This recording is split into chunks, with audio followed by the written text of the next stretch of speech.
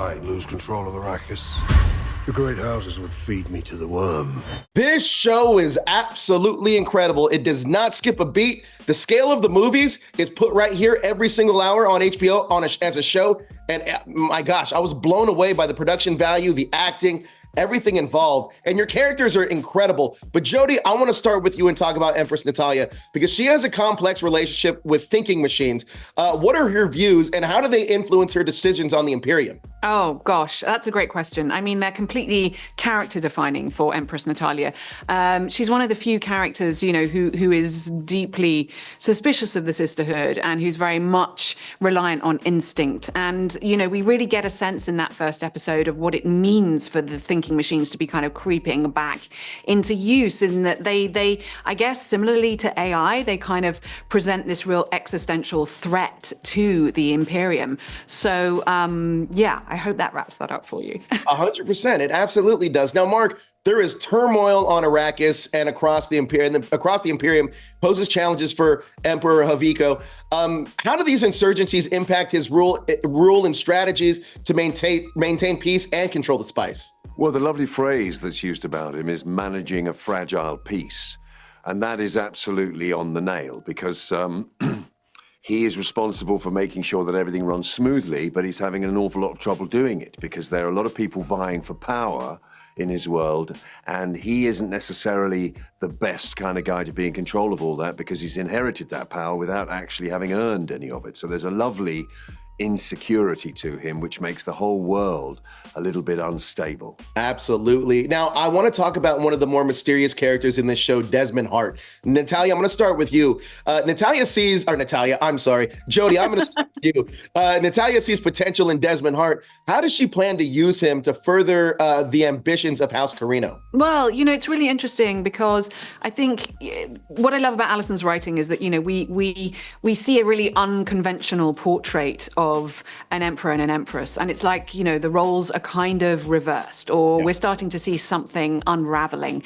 And this sense of kind of deep frustration that Natalya has with the emperor just being so weak and prevaricating, you know, there's a real game changer when Desmond Hart comes in. And like any opportunist, I think she sees it as a moment to just turn things around. So he really kind of throws things up in the air in a really interesting way and presents Natalya with the sort of lifeline that she needs at that particular point in time. Absolutely. Now, Mark, speaking of Desmond Hart, how does Emperor Corrino perceive Desmond Hart? And does he see him as an ally or potential threat? And can you talk about working with Travis in those scenes? Because I feel like Travis brings this different type of energy to the show that's incredible and enigmatic, I think. Yes. You're absolutely right. Well, it changes. The Emperor's relationship with him changes subtly over the course of the first few episodes, because initially he's very suspicious of him. He can't quite understand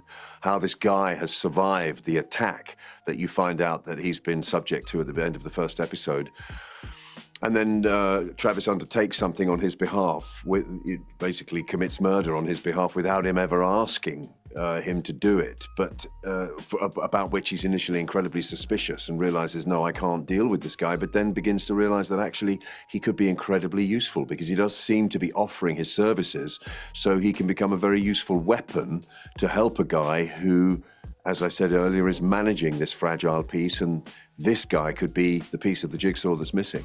Absolutely, 100%. And with Travis, to answer the second part of your question, he looks very different. He behaves very different. I mean, the world that's being created suddenly has this character coming in that is obviously not of that world. So that in itself is interesting. Oh, yeah, absolutely. I think that every time he's on screen, I perk up a little bit because I don't know exactly what's going to happen or where things are going to go. Now, something else I love about this show is that we get to dive deeper into the houses that we know and some of the houses that we don't know. When we dive deeper into the Atreides house, the Harkonnens, but also the Corrinos. So Jodhi, how do you envision the foundational elements of House Corrino being established in this series and possibly planting seeds for future leaders like Shaddam? I mean, that's a really complex question. You know, Sure. I think there's a lot that we don't know.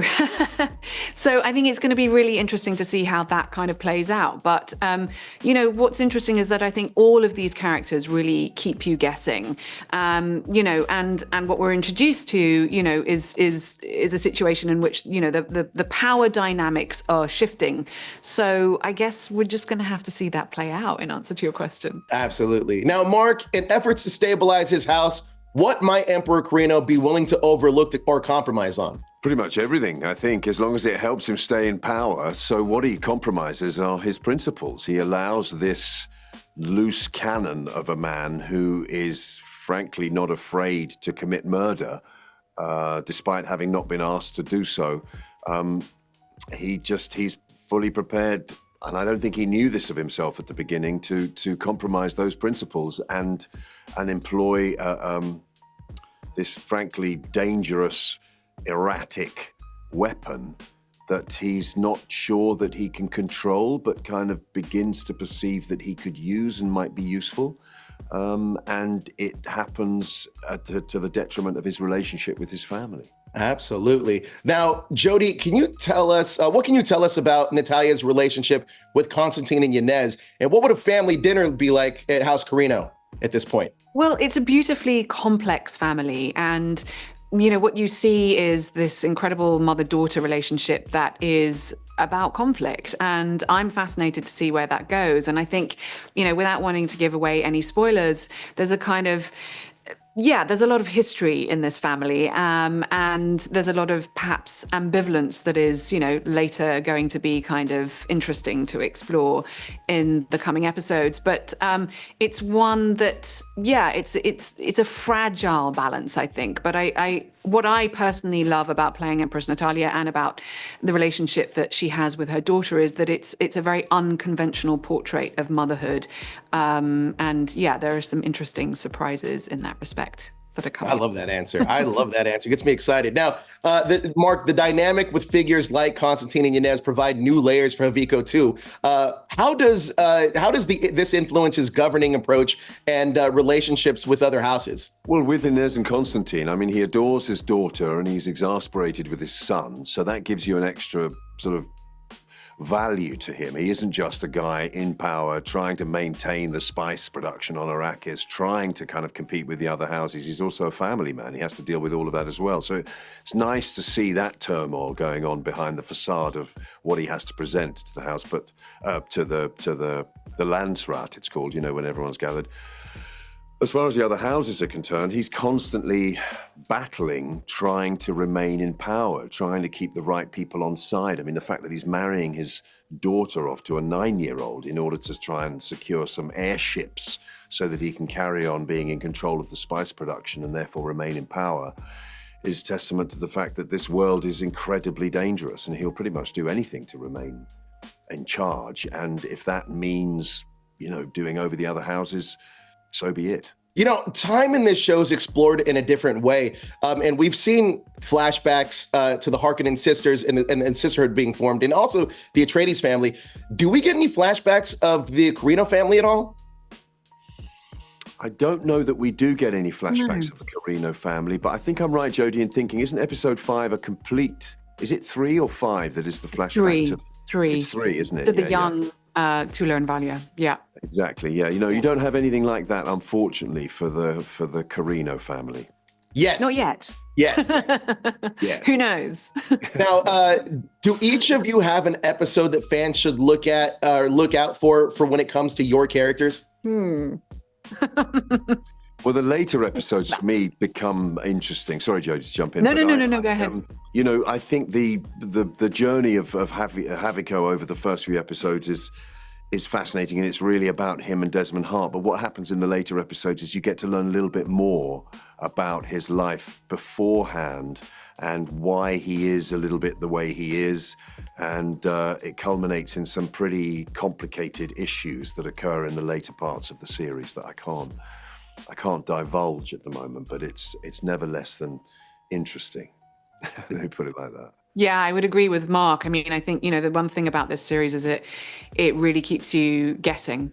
And, again, without wanting to give any spoilers, I think Empress Natalya really evolves in the latter episodes and in a really interesting and unexpected way. I think for myself, what I love personally about, for example, episode 4 is just that we really start to see how the world of Dune that we know well already in terms of the imagery and the kind of folklore, if you like, of Arrakis, of the worm, visually that starts to weave into our series world, and we really see how one informs the other. And I found that kind of really exciting as a bit of a fan.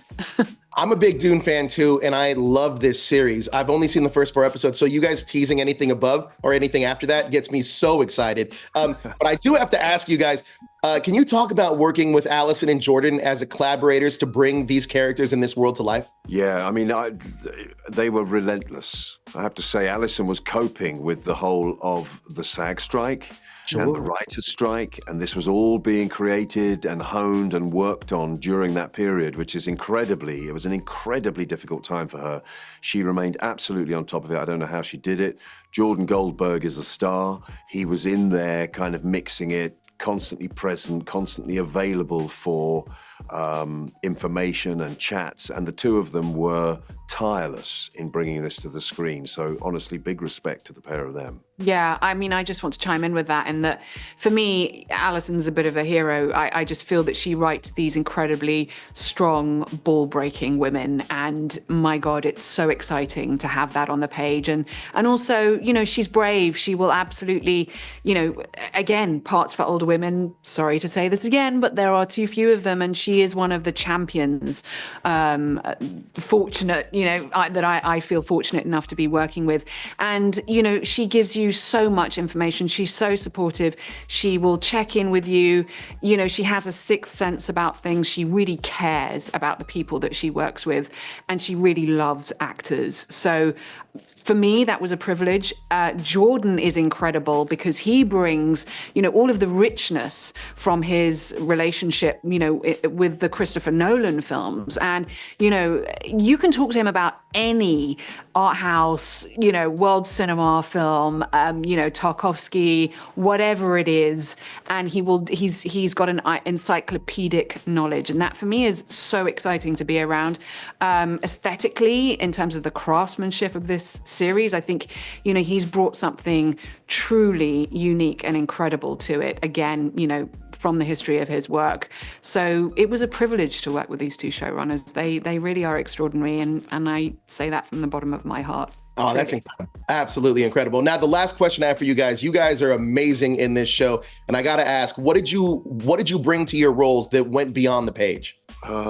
That's a difficult question. I don't know. I suppose, if you are cast as the emperor of the universe, the guy in charge of everything, you've got to bring your A game. You know what I mean? If you are the guy who is the head predator, you have to, I suppose, be confident enough to occupy that space. So hopefully I just brought a status and a quality to the guy so you can believe him, but also a little bit of insecurity, paranoia, a little note of something else. That's hopefully what I brought to it. I mean, I would say that what I love about this series is that so often you can feel as an actor that you're just part of a huge, overwhelming concept with sci-fi.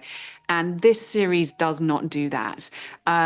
It's absolutely as interested in the emotional story of these characters. So what I love is that I feel that as an actor I was able to bring that kind of emotional richness and truth, and it's absolutely there. And that feels like a really unique experience to be able to have on a series of this scale. Absolutely. Look, thank you guys so much for your time. The show is incredible. I've seen every episode twice now because I love this show so much, but you guys kill it. Thank you so much. I appreciate your time. Appreciate it. Thank you. The Imperium is a circus of fear and rumor. I'm surrounded by vipers.